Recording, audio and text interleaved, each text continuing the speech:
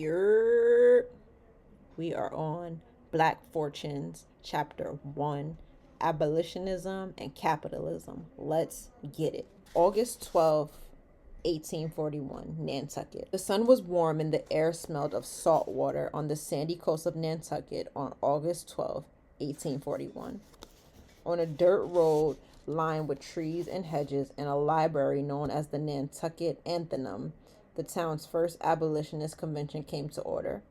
500 men and women took their seats, most of them local Quakers, the men in plain, dark-colored suits with broad hats, the women in gray or brown dresses with bonnets. The Athenaeum had once been a church and retained an exterior of white wood and stone with stained glass windows and 2 stone columns at its entrance. Inside was a great room filled with benches of carved wood, bookshelves, and oil paintings on the wall. From a platform in the back, William C. Coffin, a local abolitionist, made an announcement. There was a fugitive slave in attendance, and he was going to give a speech.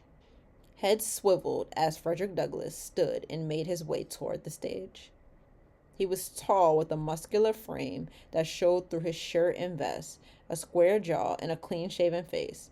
His hair coiled dark and parted and pushed across his forehead and down toward his ears. As he moved to the front of the room, members of the audience could see that he was shaking from stage fright.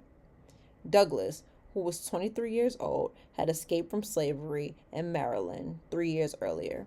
He now lived in New Bedford, Massachusetts, and worked at a brass foundry. He was a preacher at the African Methodist Episcopal Zion Church in his town, but had never spoken to an audience of more than a few dozen, nor had he much experience speaking in front of white people. Douglass had come to Nantucket for a working vacation, hoping to stay abreast on the ongoings in the abolitionist struggle, but more to relax on the island, looking out on the Atlantic Ocean. Needing a day or two of rest, I attended this convention, never supposing that I should take part in the proceedings, he recalled.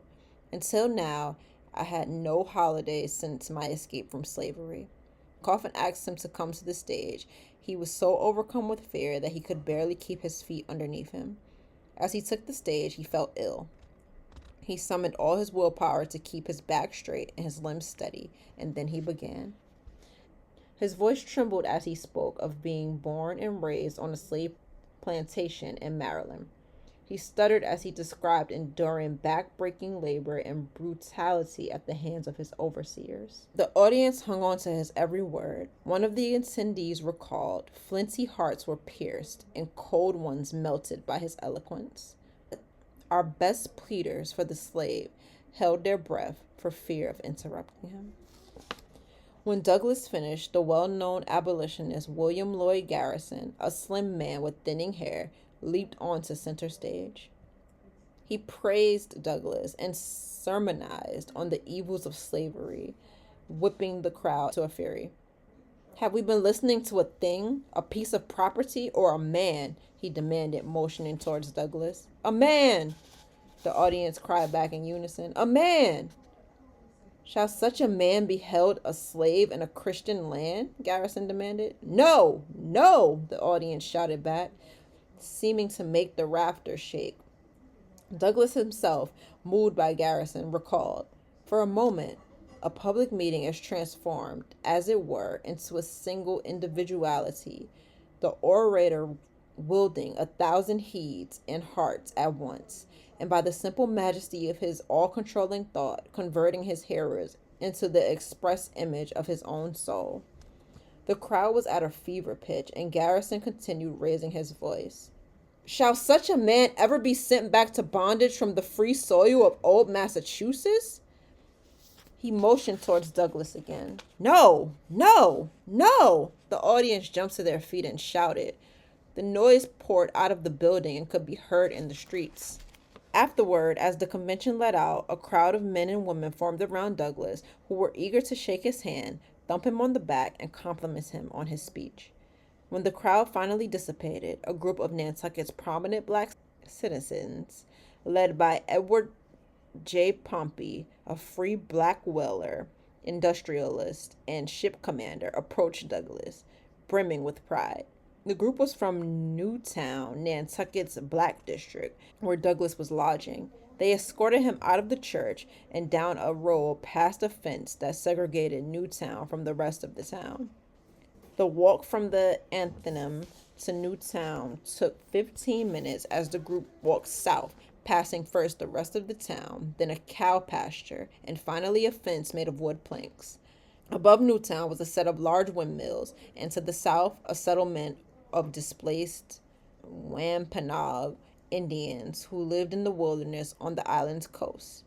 Newtown was a cluster of houses erected along a grid of 11 streets.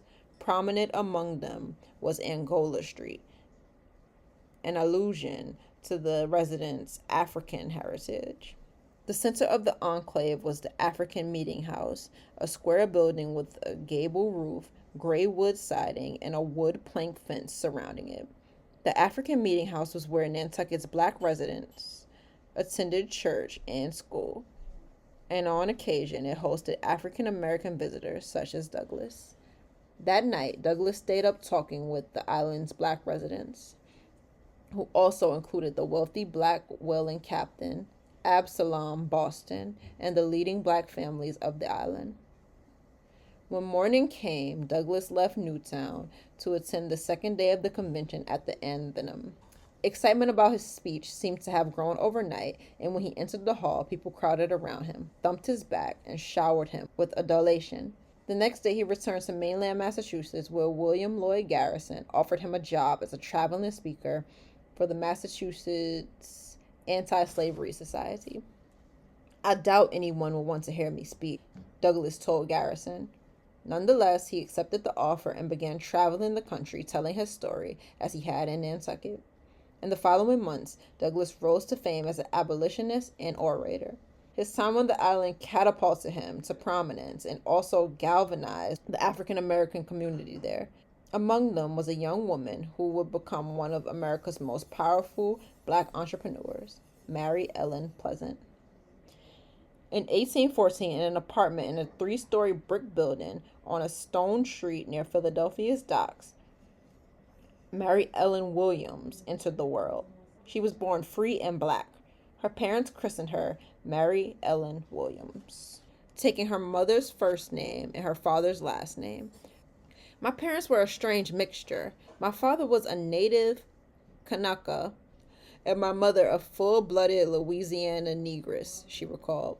Pleasant had her mother's brown skin and wavy hair, and her father's tall stature and Polynesian features. Her father, a silk merchant named Louis Alexander Williams, was larger than life in her memory. He was a man of great intelligence.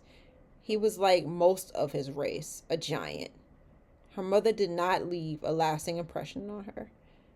"I was named after my mother, but I really recall little else about her," Pleasant said. Pleasant's time with her parents in their apartment was brief. They sent her to live on the island of Nantucket when she was 7 years old to attend school. Like many free states, Pennsylvania was both anti-slavery and anti-integration. Black children, like Pleasant, were not welcome in Philadelphia schools. In most free states during the antebellum era, there were no schooling options for African American children. In Nantucket and Cincinnati, private colored schools had been established where parents and sponsors would buy education for black children. In 1826, Williams took Pleasant on a steamship to live with associates of his, an island family called the Hussies, while she attended school on the Massachusetts island. The Hussies were one of Nantucket's best known and most powerful families. Members of their clan had controlling interest in most of the town's institutions, including the Religious Society of Friends, the formal name for the Quaker Church, and local government and industry. They owned several houses and businesses spread across the island. Williams, a traveling fabric merchant, likely knew them as business associates.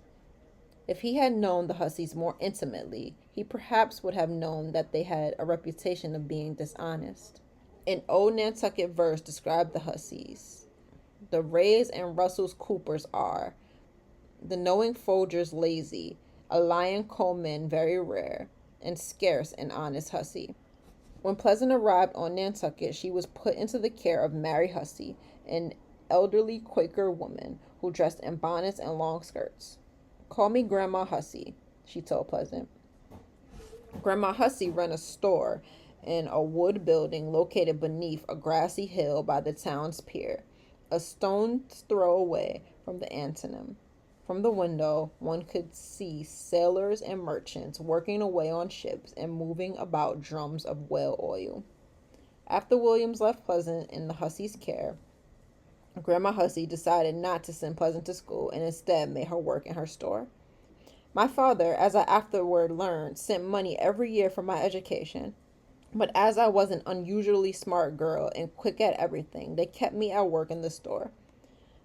Pleasant resented being kept out of school, but it was an early lesson about power dynamics in the antebellum era. "I envy children who can write a good hand and spell correctly, and blamed the Husseys for not giving me an education," she later said. The Husseys were rich and white, and although Pleasant was privileged to have been born free, the color of her skin and her gender still allowed her to be taken advantage of. Thus, she came to better understand the world she lived in. Either she would fight against those who had power, or she could work with them and accept the limitations that race and gender imposed on her. She decided to do both. She ingratiated herself with the Husseys, making herself indispensable in their store. As a girl, she foraged the woods around the store for pokeberries, which she would mash and strain to make a dark purple ink for Grandma Hussey to sell. She learned to keep the books, sweep and clean the store, and sell to customers. "I was always on the watch, and few people could get out of the store without buying something from me." She learned to read and write in her spare time and used her work in the store to learn about business and human behavior. "I have let books alone and studied men and women a great deal," she said. "You can't learn all the book knowledge and all the human nature studied in a lifetime. You must slight one or the other." So she slighted books and studied capital, both human and financial. Agreed. Good choice. During her years with the Husseys on Nantucket, Pleasant nursed a resentment of racism and slavery. When she wasn't working, she would venture south of Grandma Hussey's shop, through the town, past the Newtown fence to enter Nantucket's free black community. The inhabitants of Newtown were made up of black whalers, escaped slaves, and domestic servants. They were led by the town's most prominent citizen, Absalom Boston. Absalom was a well-muscled man with a beard that stretched from his ears down his entire jaw with no mustache. He wore gold hoop earrings, and his hair was coarse and pushed back into a pompadour.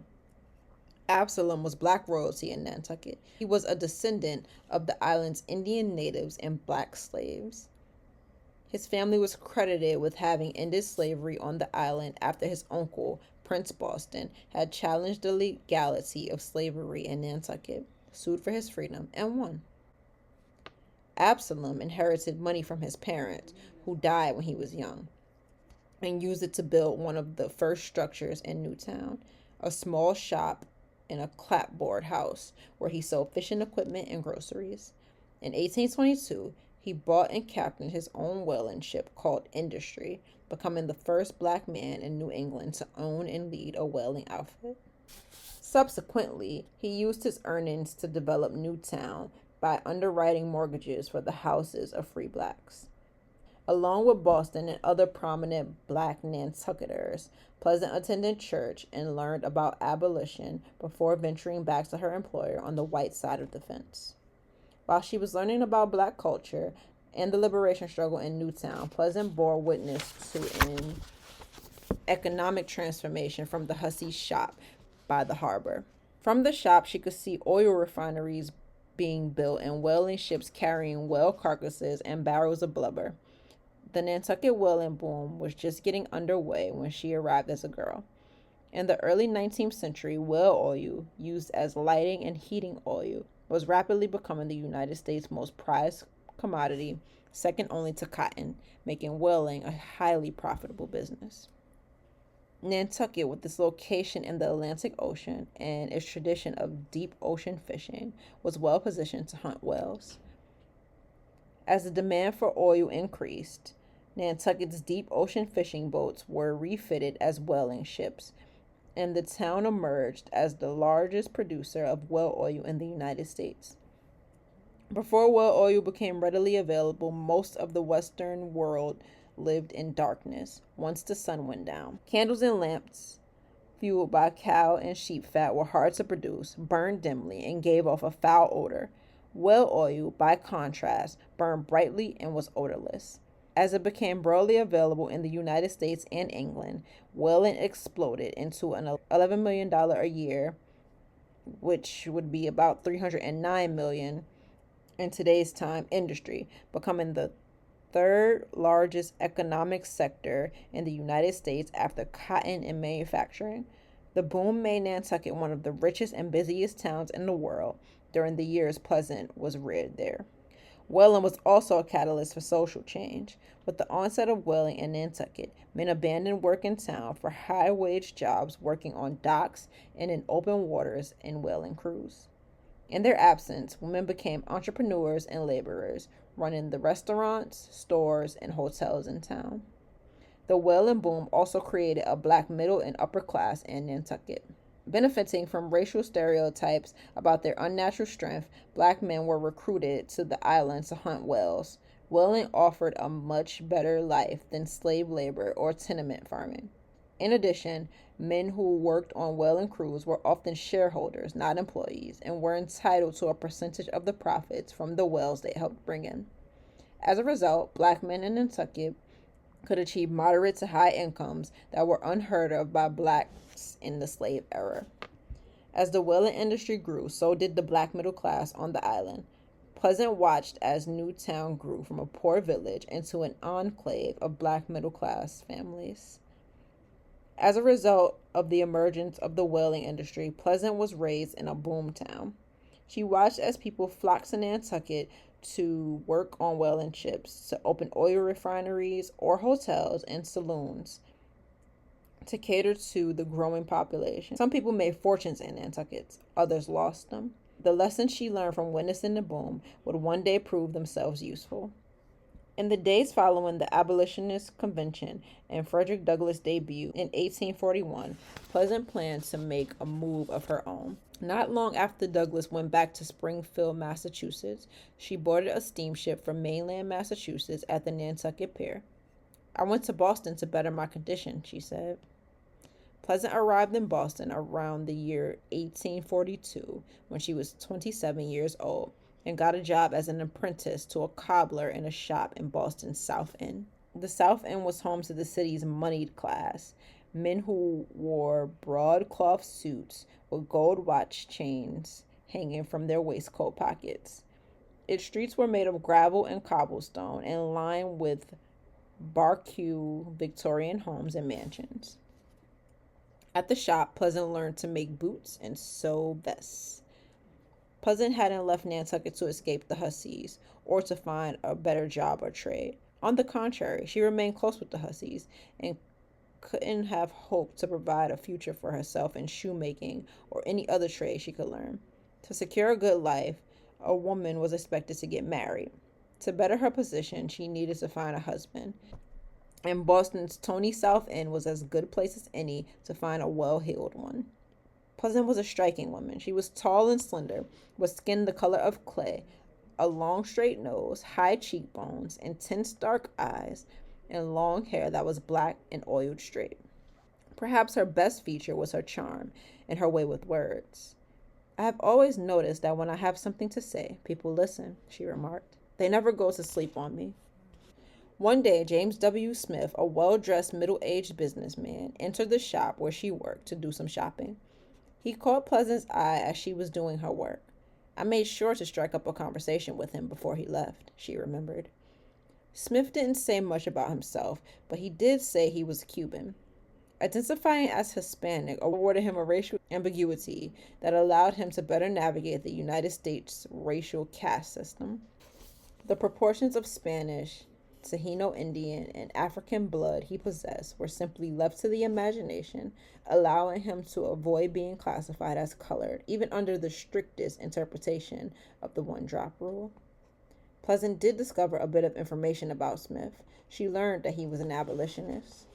Pleasant had her sights locked on Smith after that day she met him in the shop. He was well off and he shared her passion for racial justice. Pleasant, however, didn't make her interest in him obvious right away.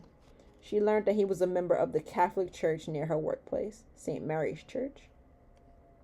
Pleasant had grown up attending an African Methodist Episcopal church in Nantucket, but became Catholic to join Smith's congregation.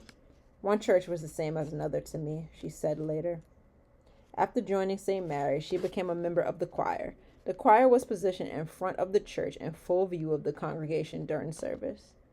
One night, inside a steep lead building made of rough stone on the north side of Boston, Smith finally took notice of the young woman he met in the store and at church.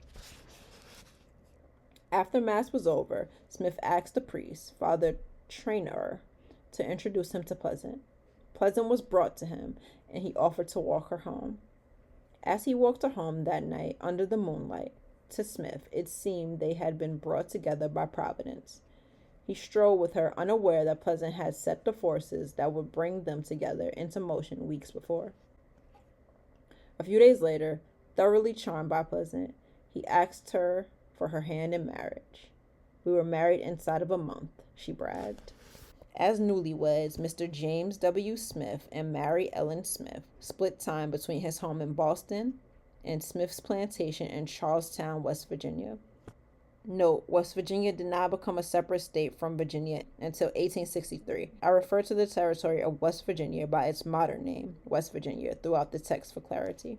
In Boston, Mary Ellen and James Smith entertained abolitionists together like William Lloyd Garrison, Weldon Phillips, Geo Green, and Lewis Hayden. In Charlestown, they spent time at Smith's mansion. The town was made up of Victorian homes and plantations built into the foothills of the Appalachian Mountains, looking down onto the Shenandoah River. It was picturesque, canopied by maple, cherry, pine, sycamore, and fruit trees, and surrounded by green hills. Its estates spanned hundreds of acres, with 2- and 3-story homes made of stone, barns and servants' quarters, tanneries, orchards, and acres of crop fields. Smith's land was managed by a young African-American man named John James Pleasant. There weren't many slaves in Charlestown, only a few hundred domestic servants and enslaved black miners. Salt mines drove West Virginia's economy rather than slave-dependent crops such as cotton. Charlestown did, however, have frequent slave auctions. The spectacles took place on the steps of the Jefferson County Courthouse in the town square and were well attended by slave traders from Virginia, which was just over the county line. The courthouse was 2 stories high and topped with a gable roof and a clock tower. Out front, it had a portico, white pillars, and stone steps. Men and women in chains and metal collars were marched out in front and sold to the highest bidder. Smith frequently attended slave auctions, rubbing shoulders with flesh traders in hats and long coats, smoking hand-rolled cigarettes as they bid on women, men, and children. Smith endured the slave markets to purchase people and set them free. My husband frequently demonstrated his feeling for the colored race by purchasing slaves and giving them their liberty, Pleasant recalled. Pleasant's marriage to Smith was short-lived. Smith took ill less than 2 years after they were married in 1844. On his deathbed, he summoned his bride to his side. Promise me, he said to his wife, promise me you will devote a portion of the money I leave you to the cause of freeing the slaves, he begged. I promise with a full heart, she told him. Smith died shortly after, leaving his entire estate to Pleasant. Smith's death left Pleasant in a familiar place.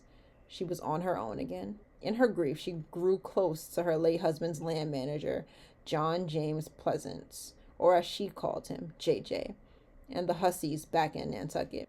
Pleasant returned to Nantucket after her husband's funeral. There, Captain Edward Gardner, a friend of the Hussies, who had known her as a girl in Nantucket, helped her manage her husband's estate, selling off his various properties and assets and dealing with paperwork.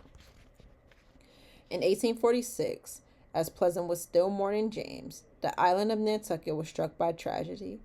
The Great Fire of 1846, as it would later be called, almost burnt the entire town.